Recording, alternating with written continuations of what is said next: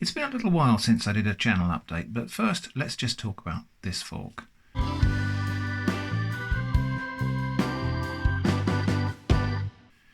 This fork I've had my entire life, and I've eaten nearly every meal of my adult life with this fork. It came from a Nafi canteen in Cyprus. My dad was stationed there in the 1970s when we moved out there, and somehow this came into our possession. And it's got the Nafi logo on there, except it's an unusual one. It's the Nafi chain link logo. And I have never seen another fork exactly like this. It is the perfect fork. It has the perfect balance. Lovely slender tines. Brilliant for spearing things. Brilliant for picking up noodles and pasta. And I really love it. And it's been with me everywhere. So, you know, it's the fork that counts. So channel update, we've got a big scambaiting thing in the offing. Actually, I'm still working on it now. It's a massive undertaking, so it's going to be ready probably next weekend now. And that's going to be epic. Everything else on the channel is going to be business as usual, and I hope to have more free time soon to spend on making videos. So hopefully you'll see the quality or maybe the quantity of content take an upward turn. Anyway, today we went out for a wander up to St Catherine's Hill. So let's go and have a look and see what there was to see up there. So we are atop St Catherine's Hill in Winchester. Just in between rain showers, we thought we'd get up here and have a look and see what's going on. And there's some lovely wildflowers here we can look at. And also there's this, which is the St Catherine's Hill miz-maze, it's called. Now this is a turf maze of unknown origin. There are lots of myths surrounding how this came into existence, but nobody really knows for sure. It's not a maze you can get lost in. It has a single track that bends back on itself and doubles back, loops around, and you walk the path. So it's thought to have been for kind of devotional purposes, but nobody really knows. So it's visible from Google Maps, so I'll put a link in the video description. You can actually see the maze from the aerial view in Google Maps.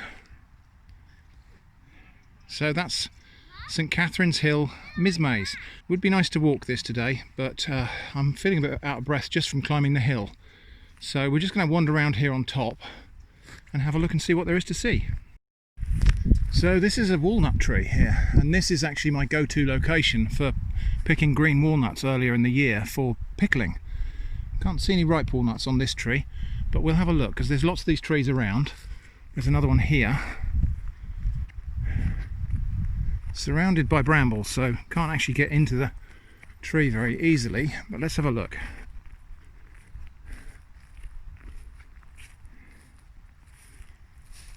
Can I see a walnut? We've had high winds recently, so it might well be that all of the walnuts have been thrashed off of the tree by the winds. I think I can see one up there. But we might see if we can pick some walnuts on the ground. There are some trees further down that I can get to the underneath of. We'll see if we can pick a couple of walnuts, maybe take them home, see what the walnuts are actually like inside. So we've got Eva on the lead here because, well, for several reasons. There are things for Eva to chase on this hill. Sometimes we find there are sheep up here, and one time we brought her up here and she went running off after sheep and it was not great. But there are also quite a lot of rabbits here, and whilst I don't mind her chasing rabbits, at the edge of this place here, if we ran off of there, there's actually quite a sharp, steep drop that goes down the side of the hill there, and she could very well run off the side of that and injure herself.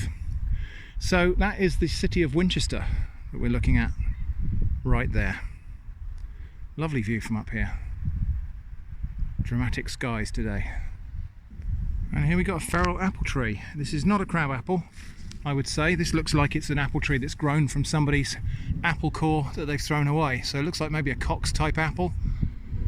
So it's a shame I can't reach a really nice one. And they do look a little bit underripe at present. So maybe we'll come back here in a week or two and see if we can pick a nice apple and have a picnic up here. So hawthorn berries coming along nicely there. Looks like there's going to be a lot of nice berries for the birds this winter.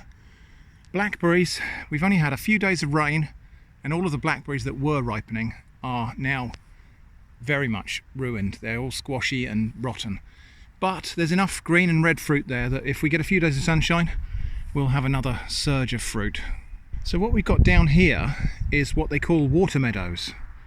And this is a low-lying area of land down here. You can see it looks quite swampy and, well, quite lush, even though we're in the middle of summer. And there's reed beds down there and various other bits and pieces.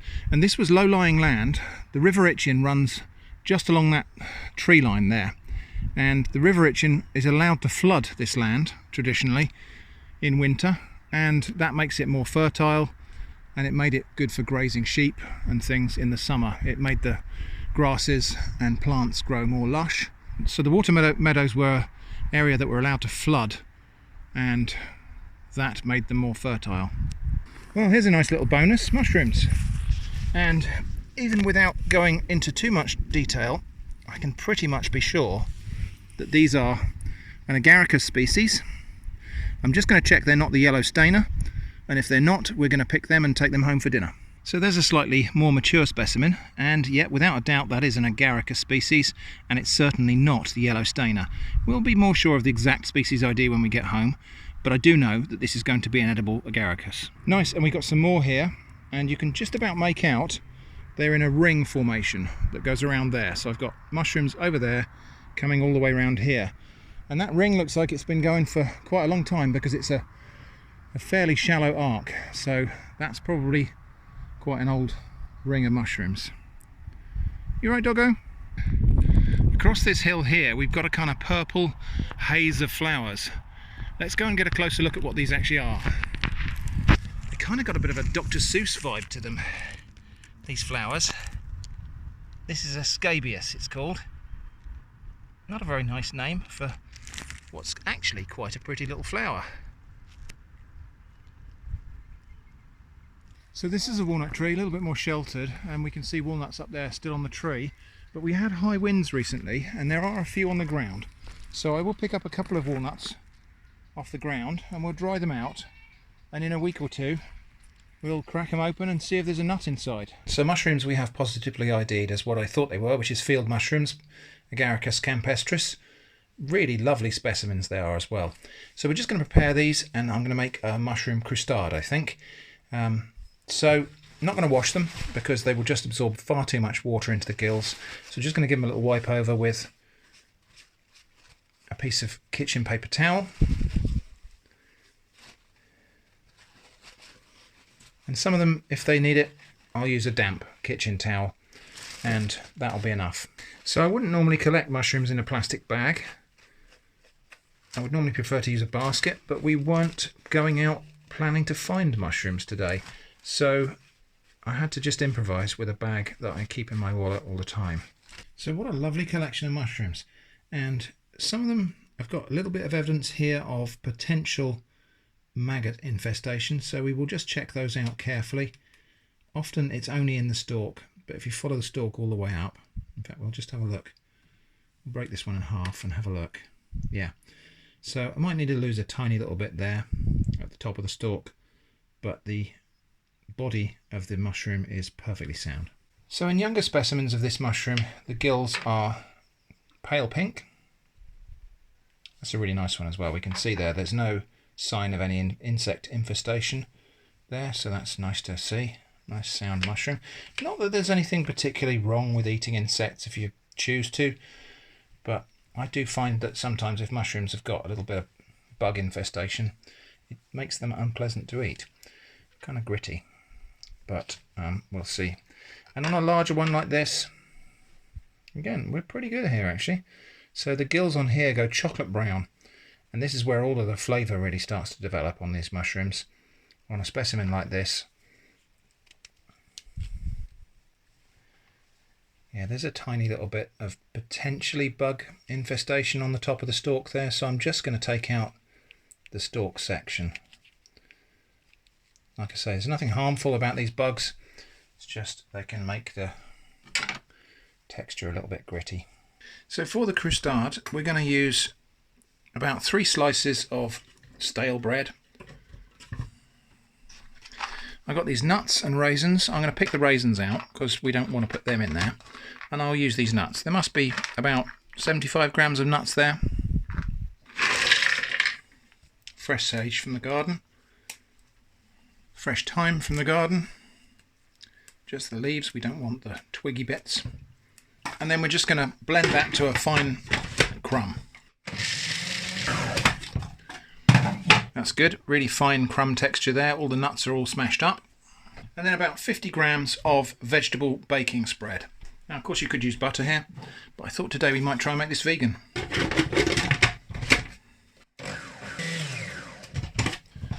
There we are, and that's just enough to make that cling together into almost a dough.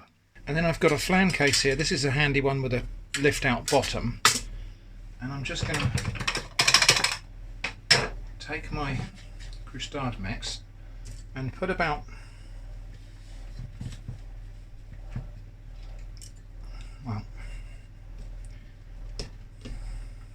half of it on the bottom, maybe 2/3 of it on the bottom like this.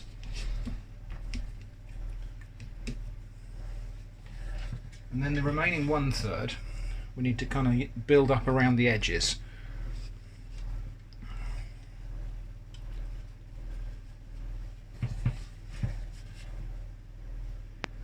And it's not an exact science, this, so what we'll do is just kind of massage it around until we get it right.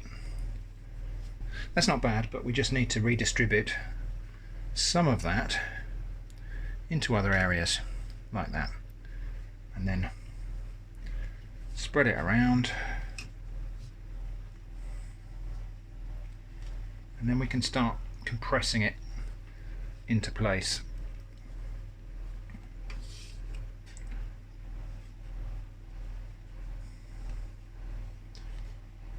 And we do have to squeeze it a little bit because otherwise it's going to just crumble apart when it's cooked.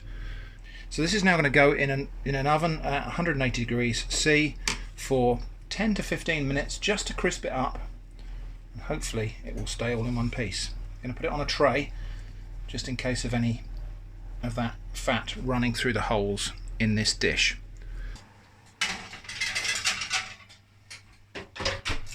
So 250 ml of water, into which we're going to put 2 heaped teaspoons full of this Swiss vegetable bouillon, and that's just cold water. We're just going to make up a cold stock here, and the reason for using cold water is later on I want to keep the whole thing controllable. If I use hot water it will thicken the sauce that we're going to make really fast. Just going to taste that to make sure that it's tasty enough. Yep, that's about the right level of seasoning. So let's crack on and make the filling for our mushroom croustade. So I'm putting about 3 tablespoons full of vegetable oil into a pan. That might seem like a lot of oil, but we're going to use that for our sauce as well. So that's like to make the thickening. We're going to make a roux after we've cooked the mushrooms down. So we're going to fry off the mushrooms in this oil. Lovely bunch of mushrooms there. So I'm going to put those all in, and we'll let those sizzle away. And what will happen is they will initially absorb a bit of that oil, and then they'll release juices again as they cook. Now sadly the mushrooms do go a bit grey when you're cooking them down. That's just inevitable, that's just what they do. Okay, nice grind of nutmeg in there, a little bit of pepper. Okay, and we're good. So now that those have cooked down, and most of what we're seeing bubbling there now is, well, it's about 50-50 oil and mushroom juice. So 2.5 tablespoons full of plain flour. We'll see if this looks enough after I've put it in. And we put that in and stir it round, and it will immediately coat everything and make what appears to be quite a horrible gluey mess. Yeah, we don't want any more than that. And then I've just got to fry that for a little bit to cook the flour. You can see it sizzling in there. We'll just keep it on the move so we don't end up burning any of it on the bottom of the pan. Okay, and now I think we're ready for a little bit of the stock to go in. So we're just going to put maybe about 1/3 of that in there, and we'll just use this to loosen up all of the bits on the bottom of the pan, just to make sure nothing's going to burn on the bottom of the pan. Just scrape it round. Yeah, a bit more stock because it's warming up. And what we're doing now is we're creating, so we made a kind of a roux with the oil and flour.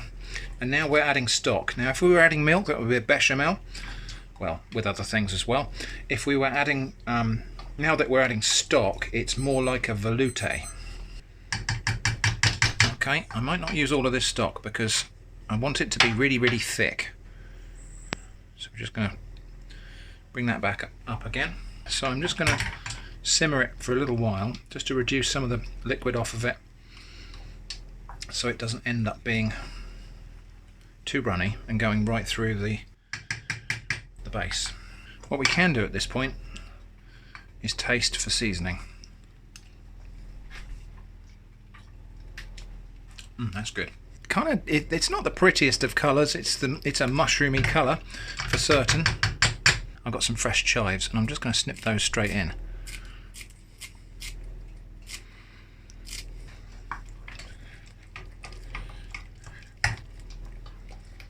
So we didn't need all of that stock, but what I'm going to do now is take the base out of the oven. It's had about 11 minutes, 12 minutes.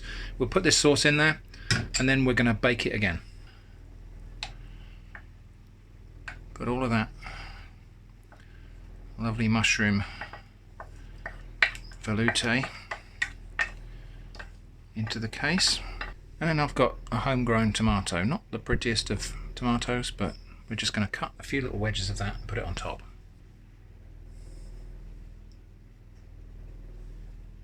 Okay, so back into the oven now for about 10 minutes.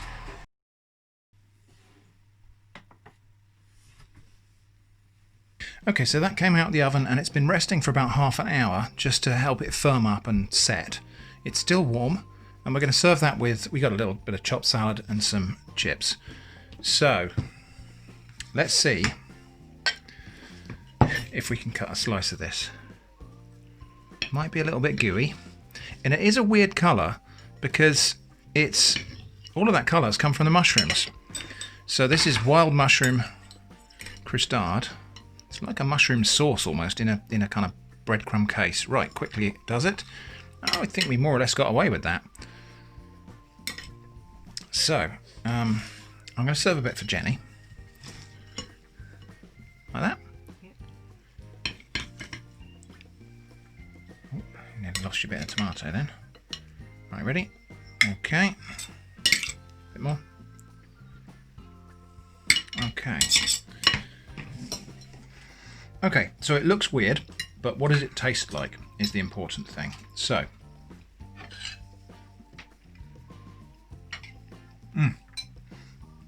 gosh, there's just such a lot of mushroom flavour in there.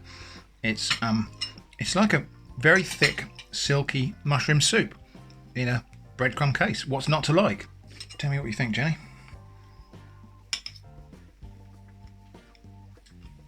God, that's nice. Yes, it's very rich. And I think the mushrooms pair really well with the nuts in the crust.